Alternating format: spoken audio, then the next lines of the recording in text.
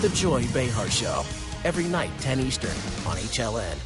We're starting tonight with some video you just have to see to believe. Every night, 17-year-old Felicia Frisco sleeps with her pet, a tiger.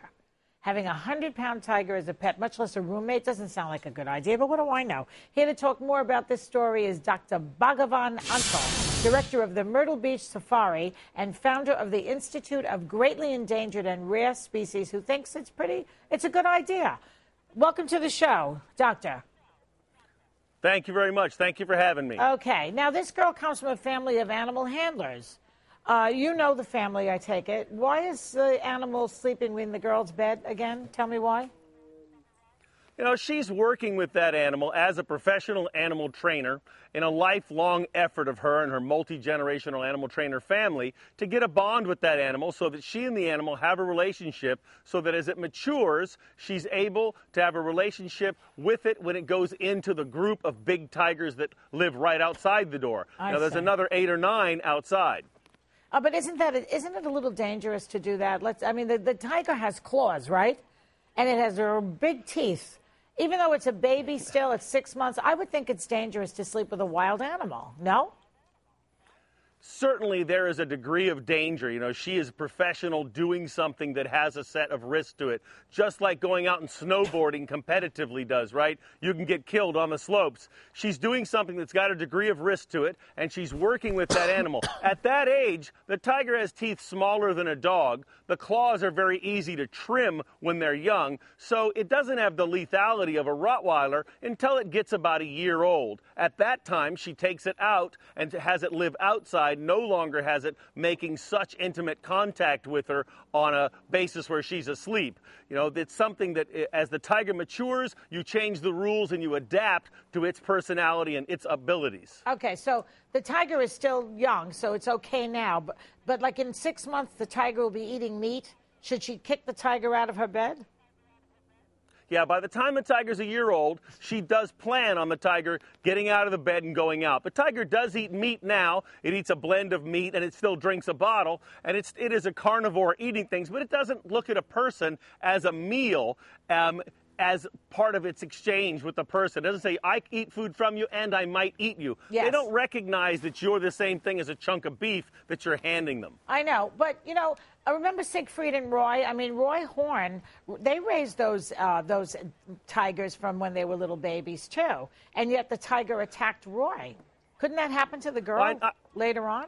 It could happen. I mean, I know Roy very well. I've spent time with him over many decades, you know. Roy wasn't attacked by the tiger per se and torn up, right? The wounds that Roy got were no more than pencil holes. It was the collapse of some of his arteries and him having a stroke that caused most of what went wrong with Roy Horn, not a tiger bite. But he'd been bitten during his life. He'd been bitten during his other performances.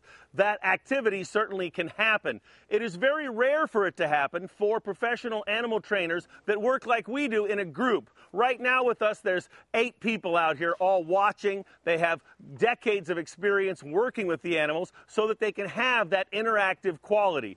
The tigers, when they're little, have small teeth. You can kind of do it by yourself. As they mature and they get the much bigger teeth, you've got to be much more careful about how you interact with them, what you do, and you keep a team of people. They're very unlikely to try and attack or act up with people next to you. Roy's all by himself out on stage. He did things very different than what myself and my peers do, where we work with them in what we call a team of backup. Right. I see in the pictures that was showing that the young girl is kissing the tiger. I mean, the halitosis alone could kill her. You know, it's like kissing.